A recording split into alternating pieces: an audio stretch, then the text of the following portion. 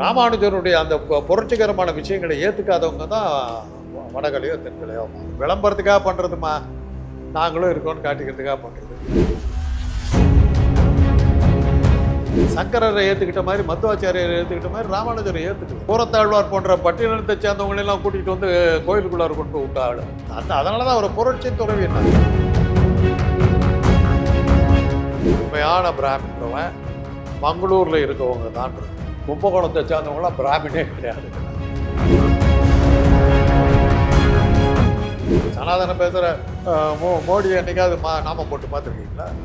இல்லை அமித்ஷா என்னைக்காவது நாமம் போட்டு பார்த்துருக்கீங்க? அது இப்போ நீங்க வேற ஆளு நான் வேற ஆளு இருந்து அடிச்சுக்கிட்டோம்னா கூட அது ஏதோ ஒரு காசு இருக்குன்னு சொல்லலாம். ரெண்டு பேருமே வந்து பிராமணர்கள் தான். தன்னை உயர்ந்த ஜாதின்னு நினைக்கிறாமா, உன்னோட சேர்ந்தாக்க அப்ப என்ன சிவன் வந்து தாழ்ந்த ஜாதியா? இதுல என்ன சார் சாமி வழிபாடு பண்றதுல எங்க சார் தீட்டு இருக்கு? இப்ப கேட்கறதுல அர்த்தம் இல்லை. இதுல என்னன்னா சமண மதமும் பௌத்த மதமும் மன்னர்களால் உருவாக்கப்பட்டது. அவங்க எந்த அளவுக்கு தீவிரமா இருந்தாங்கன்னா கையில ஒரு மயில் தொகையை வச்சுக்கிட்டு போனாங்க. அதனால தான் பெரியார் சொன்னார், கடவுளை கற்பித்தவன் அயோக்கிய.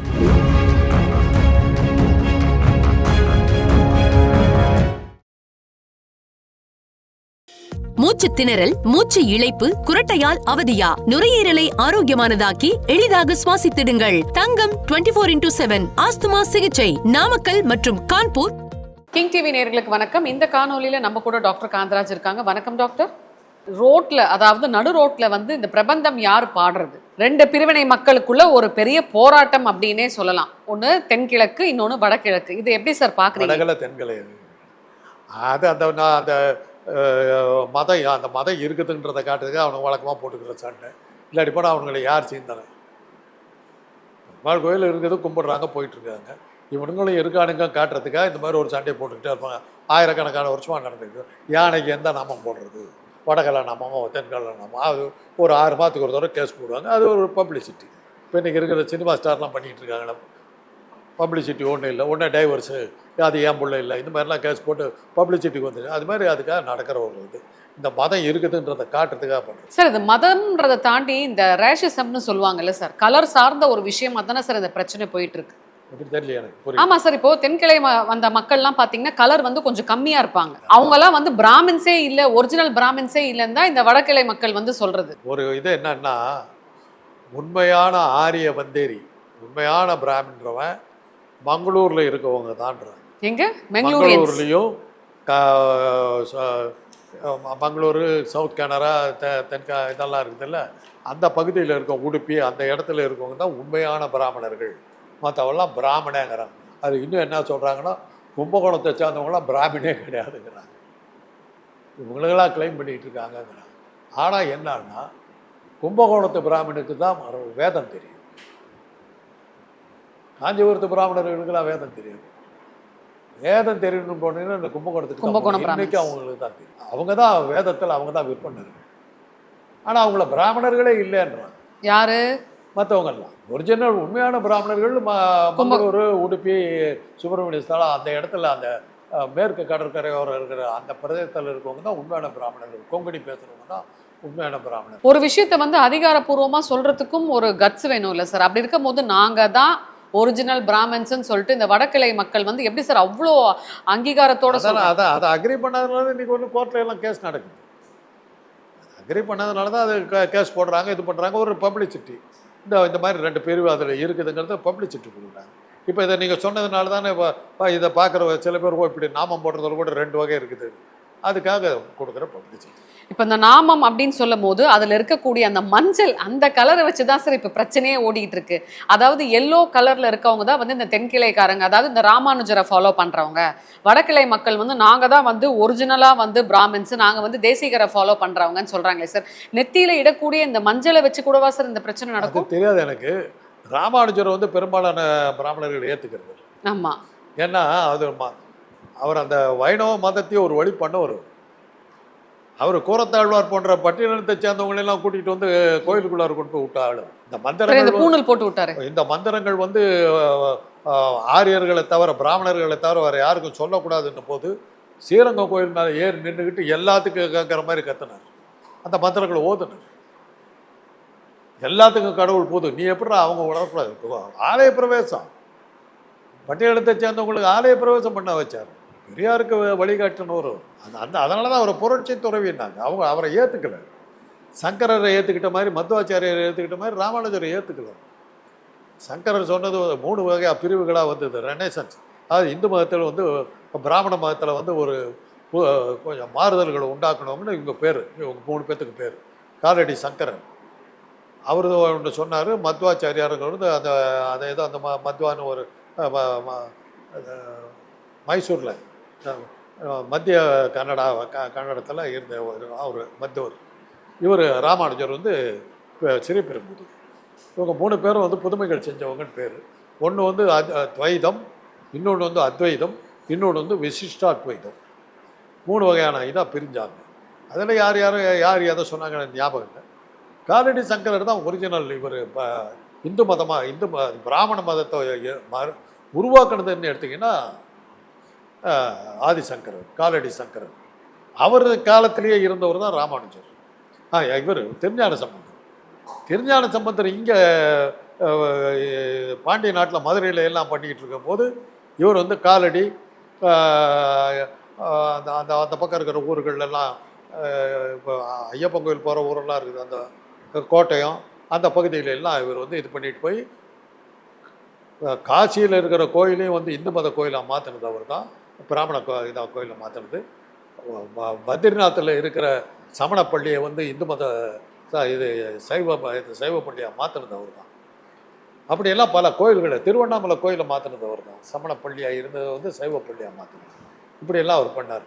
அதே நேரத்தில் தான் திருஞான சம்பந்தம் வந்து இங்கே மதுரையில் வந்து சமணனாக இருந்த சௌந்தர பாண்டியன் வந்து சைவனாக மாற்றினான். அதனால் அந்த காலடி சங்கரர் அந்த திருஞான சம்பந்தன் வந்து திராவிட சிசுன்னு கூப்பிடுறாரு. திராவிடங்கிறது இலக்கியத்திலே இல்லைன்னு சில மேதாவிகள்லாம் பேசுனாங்களே. திருஞான சம்பந்தனுக்கு காலடி சங்கரர் வச்ச பேர் வந்து திராவிட சிசு. வரலாறு இதெல்லாம் இருக்குது. இதை அது அந்த ராமானுஜருடைய அந்த புரட்சிகரமான விஷயங்களை ஏற்றுக்காதவங்க தான் வடகலையோ தென்கலையோ மாறுறாங்க. சார் முழுக்க முழுக்க ஈகோ கிளாஷ்னு நினைக்கிறீங்களா? Ego clash. அவங்க வந்து ராமானுஜரையே பிராமணர்னு ஏற்றுக்கல. அவங்க ஏற்றுக்கல. கரெக்ட், ஏற்றுக்கலாம். அவர் ஏன்னா ஜாதி பாகுபாட்டை ஒழிச்சு கட்டினார். எல்லாத்தையும் உள்ள கூட்டிகிட்டு போய் சாப்பாடு போட்டார். அந்த கோயிலுக்கு வந்து பூ கொடுக்கறதுக்காக இது பண்ணதை வந்து கூறத்தாழ்வாருங்கிற ஒரு பட்டியலத்தை பூவே வாங்கினார். இப்போ இந்த வடகிழை மக்கள் இருக்காங்கல்ல சார், அவங்க தான் வந்து இந்த பிரச்சனைக்கு வந்து ஒரு மூல காரணமா இருக்காங்க. தென்கிழை மக்கள் வந்து அந்த அளவுக்கு இல்லை அப்படின்னு சொல்றாங்களே சார், இது உருட்டா இல்லை 2 பேருமே ஈக்குவலா பண்றாங்க? ஈக்குவலா ஃபைட் பண்றாங்க. விளம்பரத்துக்காக பண்றதுமா, நாங்களும் இருக்கோம்னு காட்டிக்கிறதுக்காக பண்றது. இன்னைக்கு பெரும்பாலும் எல்லாரும் யார் இப்போ எத்தனை பேர் நாமம் போட்டு சூத்திரத்தை பார்க்குறீங்க? பட்டை போட்டு சூத்திரம்னா நீங்கள் பார்க்குறீங்க. நாமம் போட்டு சூத்திரம் யார்? ஹேண்ட்ஃபுல் ஆஃப் பீப்புள் தான் இருக்கு. வடக்கில் கூட நம்ம பார்க்கறது. சனாதனம் பேசுகிற மோடி என்னைக்காவது நாமம் போட்டு பார்த்துருக்கீங்களா? இல்லை அமித்ஷா என்னைக்கா நாமம் போட்டு பார்த்துருக்கீங்களா? இன்றைக்கி ஒன்றும் கிடையாது. அவ்வளோ பேசுகிறாங்களே. நிர்மலா சீதாராமன் எங்கே என்னைக்காவது நான் ஏதாவது போட்டு பார்த்துருக்கீங்களா? ஏன் சார், இப்போ கடவுள் அப்படின்றது வந்து எல்லா மதத்துக்கும் எல்லா மக்களுக்கும் வந்து அது ஒன்று தான். ஸோ இந்த இந்த இந்த கடவுளுக்கு வந்து வழிபாடாக இருக்கட்டும், இப்போ நிறைய படங்களில் கூட பார்த்துருக்கோம், கோயிலில் வந்து யார் முதல் மரியாதை செய்கிறதுன்னு சொல்லிட்டு 2 இனத்தாரும் அடிச்சுப்பாங்க. அதே மாதிரி தானே சார் இவங்களும் பண்ணிக்கிறாங்க. இது வந்து பாட்டு யார் அந்த சமயத்தில் பெரிய முடிச்சாலும் அவன் அவ்வளோதான், அவன் தான் வரலான் முகத்ததே வாய்க்கால், அவ்வளோதான். இன்றைக்கி அந்த ஊரில் நான் பெரிய தாதான்னு வச்சுக்கோங்க, எல்லா மரியாதையும் எனக்கு தான். இல்லாட்டி போனால் என்னை எவன் சேர்ந்துவான்? படங்கள் அதுதானே காட்டுறான். யார் பெரிய தாதாங்கிறது அவன் ஊர் மரியாதை, முதல் மரியாதை உங்களுக்கு பண்ணுறான்னாக்கா அவனை விட நீ பெரிய ரவுடின்னு அர்த்தம். அது இப்போ நீங்கள் வேற ஆள் நான் வேற ஆள் இருந்து அடிச்சுக்கிட்டோம்னா கூட ஏதோ ஒரு காசு இருக்குன்னு சொல்லலாம். என்னோட கேள்வி என்னன்னா, 2 பேருமே வந்து பிராமணர்கள் தான், ஆனால் இவங்க இதுன்னு சொல்லிக்கிறாங்க. அதையும் அடிச்சுக்கிறாங்க. 2 பகுதி இருக்குமா. ஒன்று வந்து ஐயங்கார், ஒன்று வந்து ஐயர். ஐயர் வந்து 2 சாமியும் கும்பிடுவான், பெருமாளையும் கும்பிடுவான், சிவனையும் கும்பிடுவான். ஐயங்கார் சிவன் பக்கத்துல 8 கூட பார்க்க மாட்டாங்க. நவகிரகத்தையும் அவங்க ஏற்றுக்கிறது இல்லை, சிவனையும் ஏற்றுக்கிறது இல்லை, முருகனையும் ஏற்றுக்கிறது இல்லை. அவங்க யார்? ஐயங்காரா? ஐயங்கார். அவங்க சுத்தமாக பெருமாளை தவிர வேறு யாரும் கும்பிட மாட்டாங்க. பிரம்மனையும் பெருமாளை தான் வணங்கும். இதெல்லாம் வந்து அவங்க ஏற்றுக்கிறது இல்லை. அவங்க தான் உண்மையான சனாதனம். ஏன் சார் ஐயங்கார் சிவன் ஏத்துக்க மாட்டாங்க? ஐயரை விட ஒரு ஸ்டெப் பெருசு. அது அப்படியே அவங்க நினைச்சுக்கிறது. தர்மத்தின் அடிப்படையில் வந்து ஐயங்கார்ல ஐயங்கார் தான் உயர்ந்த ஜாதி, அதுக்கு அடுத்தது ஐயர். ஐயர் அப்புறம் அதில் வந்து சத்திரியருக்கு அப்புறம் வைசியருக்கு அப்புறம் சூத்திரர், வர்ணாசிரம தர்மத்தில். இல்ல சார், ஒரு ஹிந்துவா இருந்துகிட்டு ஏன் சார் அவங்க எல்லாம் வந்து சிவனை ஏத்துக்க மாட்டாங்க ஐயங்காருங்க? தன்னை உயர்ந்த ஜாதின்னு நினைக்கிறாமா, உன்னோட சேர்ந்தாக்க அப்ப என்ன சிவன் வந்து தாழ்ந்த ஜாதியா? தீட்டாயிடும் நினைக்கிறான், ஒட்டிக்கும் நினைக்கிறேன். இதுல என்ன சார் சாமி வழிபாடு பண்றதுல எங்க சார் தீட்டு அதெல்லாம் இருக்கு? இப்ப கேட்கறதுல அர்த்தம் இல்லை. எல்லாம் வந்து உங்க கிறிஸ்டியானிட்டியில் மாத்திரம் என்ன இருக்குது, கேத்தலிக்குங்கிறீங்க, ஆமா. ப்ராட்டஸ்டன்ட்டுங்கிறீங்க, செவன்த் டே அட்வென்டிஸ்ட்டுங்கிறீங்க, அது எல்லாம் இருக்குது இல்லை. அது என்னது, அந்த சனிக்கிழமை கும்பிடுவாங்க மாதாமா இல்லை, ஏதோ ஒன்று எங்கள் வீட்டுக்கு பக்கத்தில் தான் அந்த இது இருக்குது. சனிக்கிழமை என்ன சார் கும்பிடுவாங்க? அந்த வெள்ளை ட்ரெஸ் போட்டு வருவாங்க. அவங்க வந்து பெண்டிகாஸ்ட் சார். பெந்தகோஸ்ட் வேற, கேத்தலிக் வேற, ப்ராட்டஸ்டன்ட் ஆமா வேற. ஆமா. இது மாதிரி உட்பிரிவுகள் நிறையா இருக்குது. ப்ராட்டஸ்டன்ட்டுங்கிறது வந்து உருவ வழிபாடு இருக்கக்கூடாது, பெந்தகோஸ்டாலையும் கிடையாது. கேத்தலிக்கில் வந்து நீங்கள் ஜீசஸ் வைப்பீங்க, மேரியை வைப்பீங்க. இன்னும் சொல்ல போனால் ஜீசஸை கூட வைக்க மாட்டாங்க, மேரியை தான் வச்சுக்கணும். ஆமா. அது மாதிரி எல்லா மதத்திலையும் உண்டு. ஆனா எந்த மதத்திலயுமே வந்து இந்த மாதிரி தீட்டு, இந்த சாமி தீட்டுன்னு யாரும் சொன்னது இல்ல. அதான் பெந்தகோஸ்ட் வந்து உங்களை கேத்தலிக்கெல்லாம் அக்செப்ட் பண்ண மாட்டாங்க, அவங்க அந்த சர்ச்சுக்கே வர மாட்டாங்க. உருவ வழிபாடு இல்லைன்னுவாங்க. சில பேர் வந்து மத்த மதமே இல்லை அவங்க அப்படின்னு. சனிக்கிழமை தான் அவங்க கும்பிடுவாங்க. பெந்தகோஸ்டே சனிக்கிழமை தான் அவங்களுக்கு, இது சாபத்து டே கிடையாது, சாட்டர்டே தான் அவங்களுக்கு சாபத்து டே. பல விஷயங்களை அவங்க ஏற்றுக்கிறது இல்லை. எல்லாத்துக்கும் காமனா இருக்கிறது பைபிள். அப்ப இந்த பிரச்சனை வந்து சால்வ் ஆகாதுன்றீங்க? எல்லா மதத்திலையும் இருக்கிறது, மனுஷன் இருக்கிற வரைக்கும் ஈகோ இருக்கிற வரைக்கும் வேறுபாடுகள் உண்டு. சமணர்கள்ல கூட திகம்பரர்கள் இருக்காங்க, சுவேதாம்பரர்கள் இருக்காங்க. திகம்பரர்கள்னா உடம்புல துணியை போடக்கூடாது, ஐயோ. சமணருடைய இது தத்துவம். ஏன்னா உடம்புல துணி போடுறீங்கன்னும் போது அந்த துணிக்காக பல உயிரினங்களை கொண்டு தான் நீங்கள் துணியை செய்யறீங்க. அது பட்டு புடவை கட்டக்கூடாதுன்னு துணியே போடக்கூடாது, ஷேவ் பண்ண மாட்டாங்க. ஷேவ் பண்ணும்போது பல கிருமிகள் சாகுது. அதைத்தான் கேட்டேன், உனக்கு இருமல் வந்தால் நீ அதுக்கு மருந்து சாப்பிட்றது எப்படிப்பான்னு கேட்டேன். அவங்க எந்த அளவுக்கு தீவிரமாக இருந்தாங்கன்னா கையில் ஒரு மயில் தொகையை வச்சுக்கிட்டு போனாங்க. தெருவில் போகும்போது பெருக்கிக்கிட்டே போவாங்க.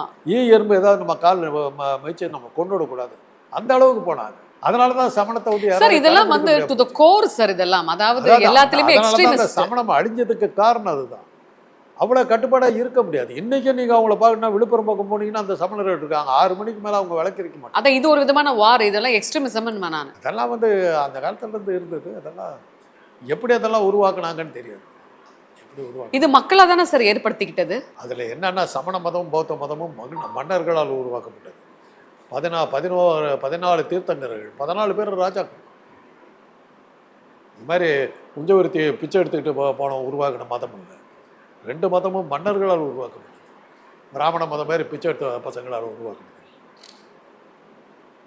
அதனால தான் அவங்க பின்னாடி. அப்ப யாரும் எந்த மதமா இருந்தாலும் யாரும் கடவுள் சொல்றதை கேட்கறது இல்லை, இவங்களா ஒரு ஈகோவை பண்ணிக்கிட்டு போறது. கடவுளுடைய பிரதிநிதி சொல்லிட்டு இருக்கிற இந்த பசங்க பின்னாடி போறதுனால தான். அதனால தான் பெரியார் சொன்னார், கடவுளை கற்பித்தவன் அயோக்கியன், நம்புறவன் முட்டாள். அயோக்கியம் தான்டா கடவுள்னு உண்டு. நம்பாதவங்க புத்திசாலியா? அவர் அதான் சொன்னார், அவன் கற்பிச்சவன் ஒரு அயோக்கியம் கற்பிச்சா அதை நீ நம்பினா நீ தாண்டா முட்டாள். அதான் சொன்னார் பெரியார். அது ப்ரூவ் ஆகுது இல்லை, இப்போ இன்னைக்கு திட்டவட்டமா தெரியுது இல்லை. நன்றி சார்.